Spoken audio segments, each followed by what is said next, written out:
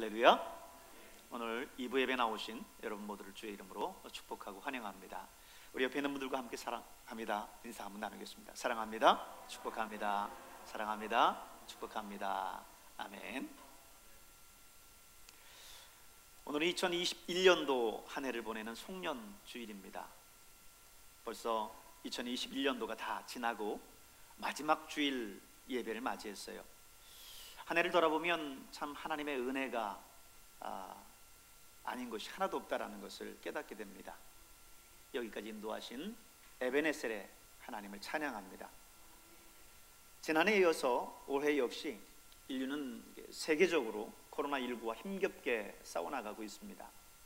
코로나19 팬데믹이라고 하는 감염병 유행 속에서 하나님은 우리를 안전하게 지켜주셨어요. 우리나라를 지켜주셨고, 우리 교회를 지켜주셨고, 또 우리 성도들의 가정을 지켜주셨고, 또 개인적으로는 저의 삶을 인도해 주셨습니다. 최근 우리나라 신규 확진자가 7,000명대를 넘나들고 있고, 용인도 며칠 전에는 170명도 넘게 나오기도 했고요.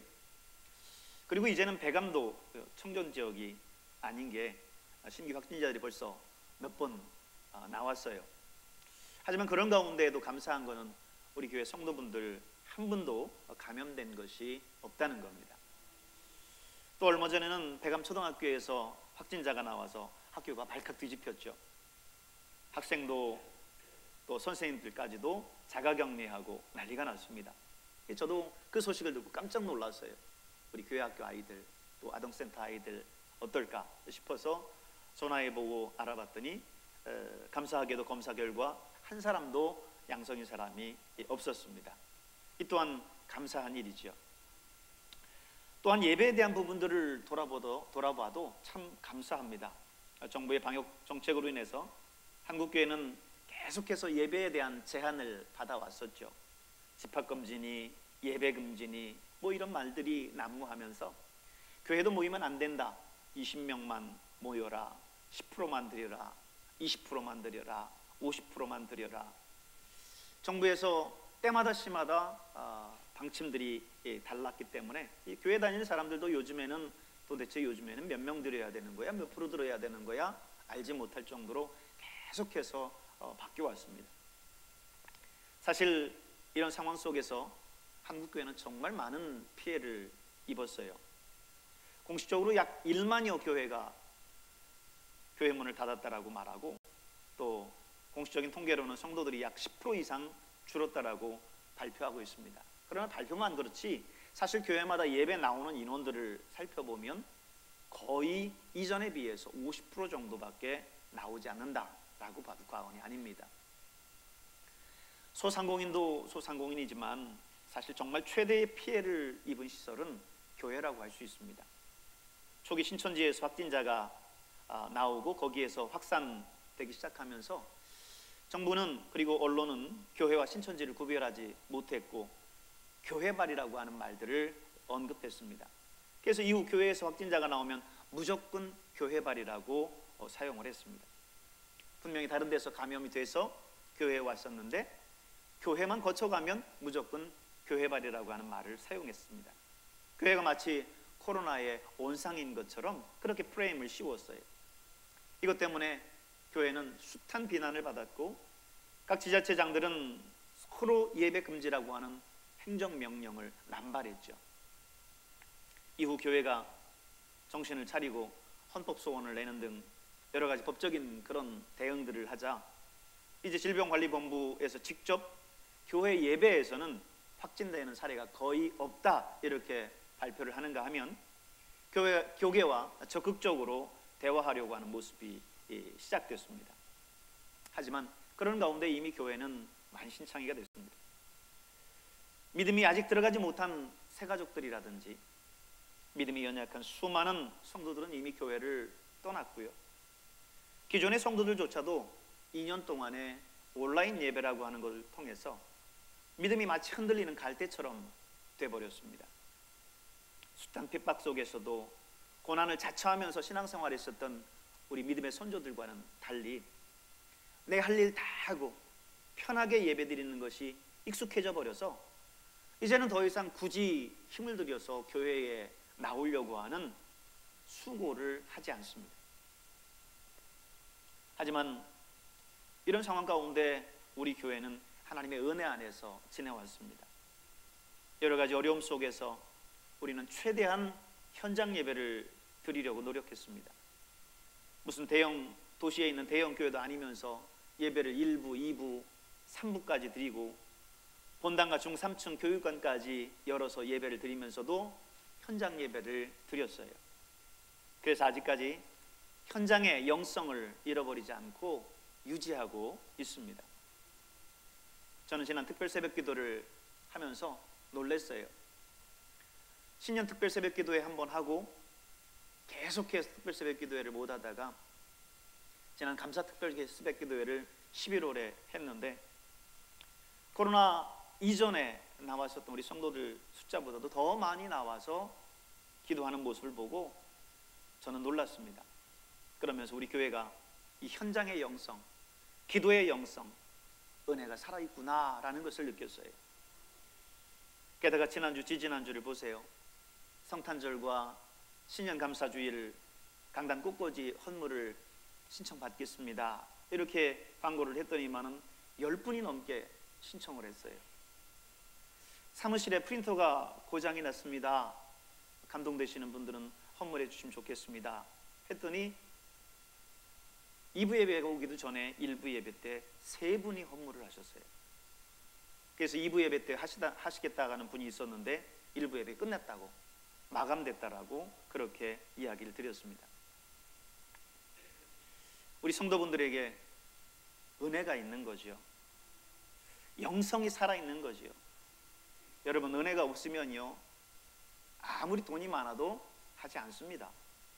이것은 돈의 많고 적음의 문제가 아니에요. 은혜의 문제예요.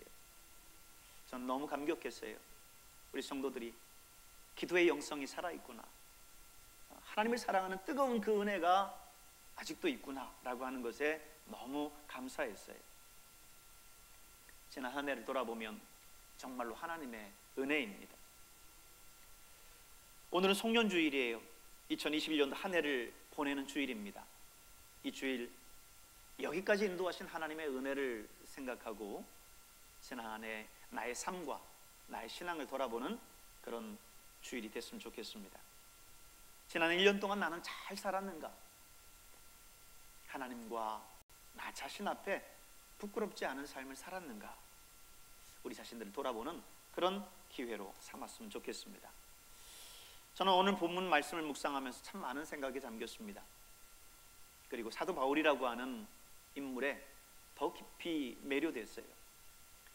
이전에도 사도 바울은 당연히 위대한 인물이었지만 더욱더 그를 사랑하고 존경하게 됐어요. 왜냐하면 지금 그는 죽음을 앞두고 로마 감옥에 갇혀있는 상황입니다. 이제 자기가 죽음을 맞이할 것을 직감하고 있어요. 그래서 그는 지금 디모데에게 이 마지막 편지 디모데 후서를 쓰고 있는 겁니다.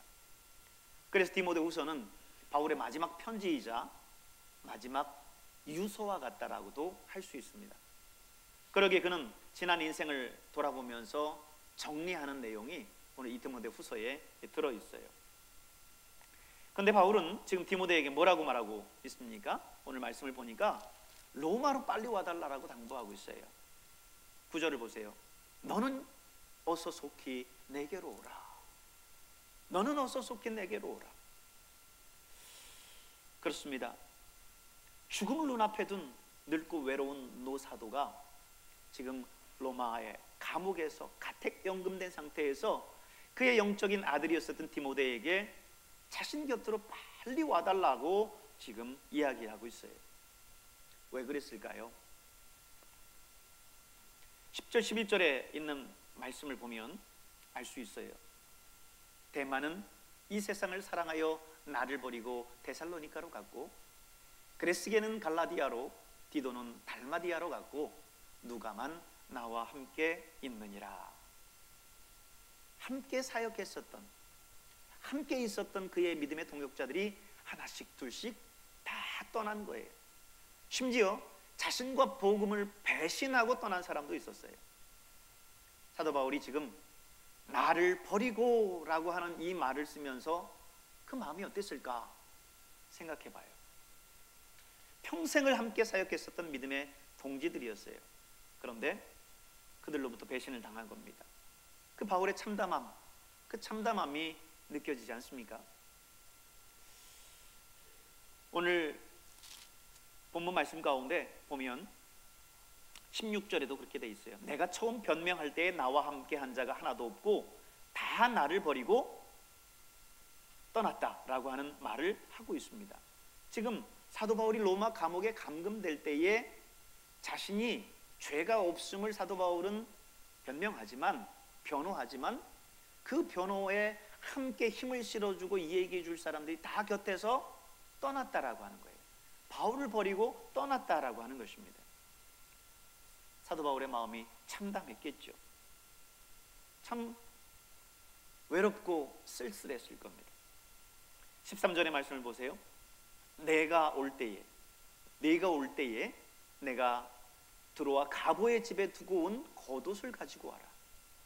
또 책은 특별히 가죽 종이에 쓴 것을 가지고 와라. 이렇게 이야기하고 있습니다. 이때 바울의 나이가 약 70세 정도 됐을 때인데 이제 그는 모든 진액이 다 빠져나가고 마치 마른 고목나무와 같이 그런 늙은 모습이었어요. 그리고 만성적인 그 고질병으로 인해서 고생하고 있었던 그런 병든 모습이었습니다. 그런 그가 지금 하고 있는 말을 보세요. 가보의 집에 가서 내가 두고 온 겉옷을 좀 가지고 와라. 이 표현은요, 그 내용을 잘 살펴보면 참 마음이 아파요. 여러분 생각해 보세요. 무슨 바로 옆집도 아니고 한 동네도 아니고 지금 멀리 떨어져 있는 그 가보의 집에 가서 자신이 두고 왔었던 겉옷을 가져와라. 웬만한 사람들은 자기가 두고 온 그 옷가지 하나에 이렇게 연연하지 않습니다. 그런데 70 노구의 이 노사도 바울은 지금 디모데에게 네가 올 때 지금 이 가보의 집에 들러서 내가 두고 온 그 옷을 좀 챙겨 갖고 와라. 이렇게 신신당부했던 거예요. 이 말은 사도 바울이 궁핍했음을 이야기하는 겁니다. 사도 바울이 비록 로마 감옥에 갇혀 있지만 그의 곁에서 다른 사람들이 먹을 것, 입을 것, 쓸 것들을 계속해서 조달해 준다면 가택연금 상태였기 때문에 그렇게 어려운 궁핍한 생활을 하지는 않았을 거예요. 근데 사도 바울이 이미 언급했었던 대로 사도 바울 곁에 있었던 그 믿음의 동역자들이 하나씩 다 떠났습니다. 그는 늙고 쓸쓸하고 외롭고 병들어 있습니다. 그러니 얼마나 그 사도 바울의 그 마지막 모습이 외롭고 초라합니까? 복음을 위해서 평생을 헌신한, 자기의 목숨을 걸고 평생을 살아온 사도 바울의 이 마지막이 얼마나 초라합니까? 옷가지 하나에 정말 연연해야 되는 그런 궁핍한 인생의 말년이에요. 여러분, 이 사람의 인생을 평가한다고 한다면 여러분 어떻습니까? 잘 산 겁니까? 세상적으로 말한다고 한다면 참 너무나 초라한 그런 삶이었어요. 정말 뭘 위해서 살았나라고 회의가 될 정도의 그런 모습입니다. 그러나 여러분, 오늘 우리는 우리의 인생을 평가할 때 몇 가지 기준들을 생각하면서 평가할 필요가 있어요. 유대인의 유명한 그 탈무드 있죠. 이 탈무드에 보면 사람을 평가하는 기준이 세 가지가 있습니다. 이것을 히브리어로 키소, 코소, 카소라고 그래요. 한번 따라해 볼까요? 키소, 코소, 카소. 비슷한 말이죠. 그래서 여러분 어쩌면 외우기가 힘들 수도 있고 또 어떻게 생각하면 또 더 쉬울 수도 있어요. 키소, 코소, 카소. 이 첫 번째 기준인 이 키소라고 하는 말은요, 문자적으로 그의 주머니라고 하는 뜻입니다. 돈주머니, 전대 이런 걸 의미하는 거예요. 다시 말해서 그 사람이 어떤 사람이냐를 평가할 때 그가 돈을 어떻게 벌고 어떻게 쓰고 있느냐를 보면 그 사람을 평가할 수 있다는 거예요. 아, 그 사람은 이런 사람이구나라는 것을 알 수 있다라고 하는 거죠. 여러분이 잘 아는 미국의 강철 왕 케네디, 그는 어린 시절 굉장히 가난했었던 사람입니다. 돈이 없어서 옷을 살 수 없을 정도였어요. 그래서 누더기 옷을 걸치고 살았습니다. 돈이 없기 때문에 장가도 못 가고, 그리고 느지막하게 결혼을 했었던 사람이에요. 그는 믿음 안에서, 그렇지만 그럼에도 불구하고 성실한 삶을 살려고 노력했어요. 결국 그는 하나님의 은혜로 사업에 크게 성공해서 세계적인 갑부가 되지요. 그는 늘 하나님의 선한 청지기로 살려고 노력을 했습니다. 그래서 그의 생활 신조는 이러했어요. 돈은 하나님의 뜻대로 사용해야 된다라는 겁니다. 우리 카메라 메인이 잘못되어 있어요. 방송실 카메라 메인이 잘못되어 있어요. 설교하셔야 되겠어요. 그래서 이 카네기가 가지고 있었던 생활 신조는 뭐였냐면, 돈은 하나님의 뜻대로 사용해야 된다라는 거예요. 어려운 교회를 많이 그는 지원했습니다. 특별히 교회가 최상의 컨디션을 가지고 최상의 찬양을 해야 된다, 이렇게 생각을 해서 어려운 교회들의 전자올겐을 많이 지원했어요. 그래서 그가 기증한 전자올겐의 숫자가 약 7,000대가 될 정도라고 합니다. 그는 죽으면서 이런 유언도 남겼어요. 부자로 죽는 것은 정말 부끄러운 일이다. 부자인 채로 죽는 것은 정말 부끄러운 일이다. 무슨 말이에요? 열심히 이 땅에 쌓아두기만 하고 그것을 제대로 값있게 쓰지 못하고 죽는 것은 그건 정말 부끄러운 거라는 거예요. 열심히 벌어야지요. 여러분, 열심히 버시기 바랍니다. 그러나 그 번 것을 가치 있게, 정말 하나님이 기뻐하시는 일들을 위해서 여러분의 인생에 후회함이 없는 그런 지출을 할 수 있길 바랍니다. 카네기는 그래서 돈을 제대로 쓸 수 있는 사람이었어요. 두 번째 기준이 코소라고 하는 기준이에요. 코소. 이것은 문자적으로 그의 잔을 뜻합니다. 다시 말해서 술잔을 의미하는 건데, 그 사람의 인생의 즐거움, 그 사람은 인생의 즐거움을 어디서 찾느냐, 이것을 살펴보면 그 사람이 어떤 사람인가, 그 사람의 인물 됨됨이를 알 수 있다는 거죠. 오늘 한국 사회는요, 향락 문화가 극성을 부리고 있어요. BBC가 발행하는 포커스라는 잡지에 보면 35개국을 대상으로 해서 7가지 죄악을 가지고 조사를 했습니다. 그 7가지 죄악이 뭐였냐면, 탐식, 탐욕, 나태, 분노, 시기, 교만, 정욕, 이 7가지 주제를 가지고 조사를 했는데, 우리나라는요 이 부분에서 마지막 정욕 부분에서 영예의 1위를 차지했습니다. 정욕이라는 게, 이게 쉽게 말하면 향락산업을 이야기하는 거거든요. 우리나라 향락산업의 규모가 어마어마하다는 거예요. 몸을 파는 여인의 숫자들이 약 150만 명이 넘어선다라고 하는 그런 아찔한 통계도 있습니다. 많은 사람들이 술과 도박, 그리고 섹스에서 인간의 즐거움을 찾고 있어요. 여러분은 여러분의 인생에서 어떤 곳에서 인생의 즐거움을 찾고 있습니까? 그것을 보면 그 사람의 됨됨이, 그 사람을 제대로 평가할 수 있다라고 하는 거예요. 세 번째 기준은요, 카소라는 겁니다. 문자적으로는 그의 노여움이라고 하는 뜻인데요, 이것은 사람의 감정 조절 능력과 인내력을 말하는 거예요. 그가 얼마나 모든 일들에 자신의 감정을 컨트롤할 수 있느냐라는 것을 보면 그 사람의 됨됨이, 그 사람의 인생을 볼 수 있다라고 하는 거예요. 올 한 해 여러분, 혹시 여러분의 감정을 잘 다스리고 사셨습니까? 마음속에 어떤 치밀어 오르는 그 우화를 조절하지 못해서 자녀에게 남편에게 혹은 이웃에게 내뱉지는 않았습니까? 상담학에서 어른아이라고 하는 용어가 있거든요. 이 말이 무슨 말이냐면 겉은 어른이에요. 50, 60, 70이 됐어요. 그런데 나이만 들었지 아이라는 거예요. 아이 같은 성인이라는 말이죠. 조그만 일에도 화를 내요. 온갖 성깔을 부리면서 살아갑니다. 그래서 사람이 얼마나 참고 자신의 감정을 조절할 줄 아느냐, 이것이 그 사람의 인생을 평가할 수 있는 그런 기준이 된다는 거예요. 맞습니다. 키소, 코소, 카소.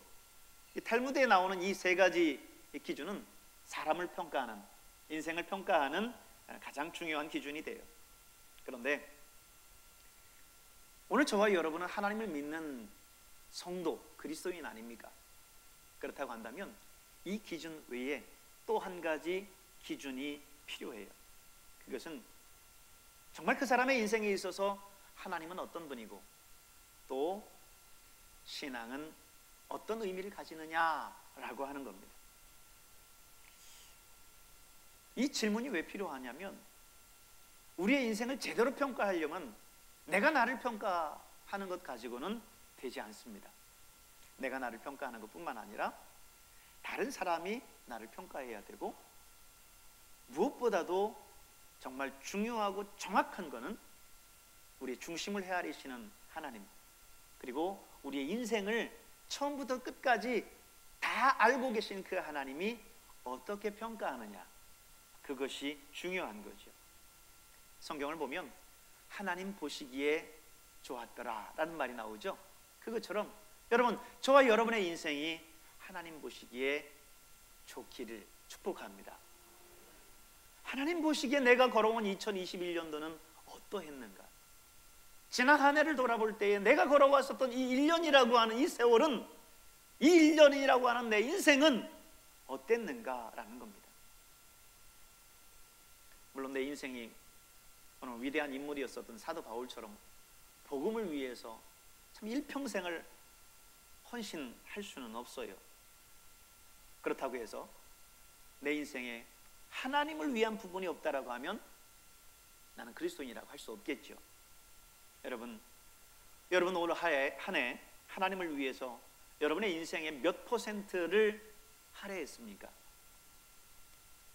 시간과 물질과 여러분의 그 정열을 투자했을 때 이 1년 동안 하나님을 위해서 투자한 부분은 몇 % 정도 되십니까? 이제 여러분 오늘을 포함해서 2021년도가 딱 6일 남았어요. 일주일이 채 다 남지 않았습니다. 그렇다고 한다면 여러분 이 6일 동안 우리는 어떻게 해야 될까요? 지난 한 해 내가 살아온 그 길들을 되짚어보고 우리의 신앙의 모습들을 다시 평가해보고 결산해봐야 돼요. 우리가 사무총회를 하면서 지난 한 해 동안 우리가 수입, 지출, 그리고 예산 이런 걸 따지면서 재정에 대한 결산을 하잖아요. 그것처럼 지난 한 해에 우리의 신앙의 결산을 해야 된다는 거예요. 코로나19라고 내가 신앙을 게을리하지는 않았는가? 그것이 하나의 좋은 핑계거리가 돼서 내가 하나님 앞에 나와서 예배드리는 것을 더 멀리 하지는 않았는가? 나 자신을 돌아보면서 결산해야 된다라고 하는 것입니다. 오늘 사도 바울은 자신의 인생의 지금 마지막 시점에 와 있어요. 그러면서 오늘 사도 바울은요 디모데에게 이런 말을 해요. 14절을 보세요. 구리 세공업자 알렉산더가 내게 해를 많이 입혔음에 주께서 그 행한 대로 그에게 갚으시리니. 여러분 인생의 마지막에 도달하면 사람들은 대부분 사람들을 원수 줬었던 그런 사람들도 용서하고 용납하고 화해하기 마련이에요. 그런데 사도 바울은 정반대로 이 구리 세공업자인 알렉산더를 그 이름을 지목하면서 그가 내게 해를 많이 입혔다, 이렇게 지금 이야기를 하고 있어요. 이 구리 세공업장 알렉산더는요, 디모데 전서 1장 20절에도 나오는 인물인데 동일 인물입니다. 디모데전서 1장 19절에서 20절에 보면 어떻게 얘기하냐면, 어떤 이들은 이 양심을 버렸고 그 믿음에 관하여서는 파선하였느니라. 그 가운데 후메네오와 알렉산더가 있으니 내가 사탄에게 내어준 것은 그들로 훈계를 받아 신성을 모독하지 못하게 하려 함이라. 지금 여기에 보면 그 가운데 후메네오와 누가 있다고 했어요? 알렉산더가 있다, 이렇게 얘기했죠. 이 알렉산더가 오늘 지금 디모데 후서에서 이야기하고 있는, 지금 바울이 이야기하고 있는 이 알렉산더입니다. 알렉산더는 처음에 예수 그리스도를 영접한 믿음의 사람이었어요. 그런데 나중에 이 믿음을 버리고 떠나죠. 그리고 바울이 재판을 받을 때에 바울이 불리한 판결을 받도록 결정적인 공헌을 한 사람이 이 알렉산더예요. 그렇다고 한다면 이 알렉산더는 바울 개인에게 손해를 입혔을 뿐만 아니라 사도 바울이 무엇을 했습니까? 복음을 위해 살았지 않았습니까? 그렇다고 한다면 사도 바울 개인에게 손해를 입히고 해를 입힌 것뿐만 아니라 복음 전도하는 일에 해를 입힌 거예요. 그리고 바울과 함께 복음 전하는 다른 사람들에게까지도 그런 해를 입힌 것과 다름이 없는 겁니다. 바울은 그의 인생의 마지막 순간까지 지금 이 사실을 디모데에게 경계하고 있습니다. 바울이 이렇게 이야기한 이유, 그의 마지막에까지 이렇게 이야기한 이유는 복음을 떠나서는 안 된다, 믿음을 버리고 떠나서는 안 된다, 복음을 위해서 끝까지 믿음을 지키고 살아야 된다라고 하는 것을 이야기를 하고 있는 겁니다. 여러분, 지난 1년을 돌아보면서 우리 자신들을 한번 평가해 봤으면 좋겠어요. 사업을 하시는 분들, 코로나19로 인해서 수익이 더 줄었을 수도 있어요. 그러나 오늘 사도 바울의 모습도 세상적인 그런 견지에서 본다고 한다면 참 초라하게 그지없고 실패한 인생일 수밖에 없습니다. 그러나 오늘 하나님 보시기에 사도 바울은 어땠느냐 라고 하는 그 견지 속에서 우리가 볼 때 사도 바울은 결코 외롭고 쓸쓸한 사람이 아니었고 사도 바울은 결코 실패한 사람이 아니었습니다. 오늘 여러분의 인생을 돌아볼 때에 하나님 보시기에 어떠했는지를 여러분 돌아보실 수 있기를 바랍니다.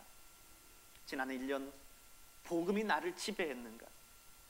내 이익과 내 생각이 거꾸로 복음을 지배하지는 않았는가? 내 양심과 믿음을 버리고 인생의 평안함만을 추구하면서 그렇게 살아가지는 않았는가? 우리 자신을 돌아봐야 될 것입니다. 오늘 2021년 마지막 주일, 이 송년주일에 1년간 우리의 삶을 다시 한번 돌아보고 정리하는, 결산하는 여러분 될 수 있기를 주님의 이름으로 축복합니다. 기도하겠습니다.